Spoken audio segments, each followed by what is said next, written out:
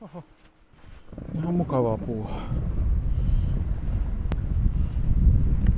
Mukavaa puuhaa tää.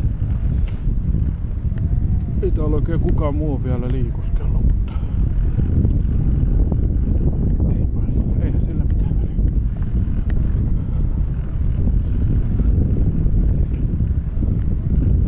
Täällä on kuitenkin niin kovat pohjat, että vaikka tulee tällainen 10 senttiä vai mitä tässä nyt on lunta, niin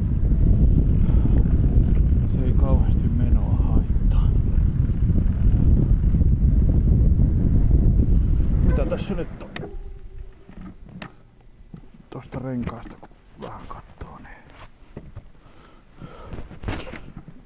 tossa jalkaa vähän malli. On siinä varmaan semmonen 10 senttiä tässä puolella. Reilu. Mitähän tossa nyt on? No, eipä sillä väliä. Mutta ei tässä mitään ongelmaa, kun sen kun ajaa vaan.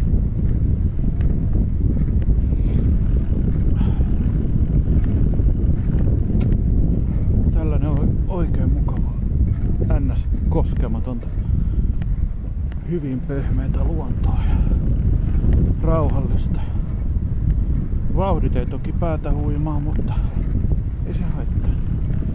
Tällaisessa on kyllä niin jotenkin mukava seesteistä ja ihana. Näitä ei kauhean usein talvessa tuu. No tänä talvena on tosi paljon tullut tällaisia. Tulee uutta lunta, niin pääsee availemaan, mutta itse kyllä nautin. Mun mielestä talvipyöräilyä parhaimmillaan. Talvipyöräilyä kyllä täysin parhaimmillaan.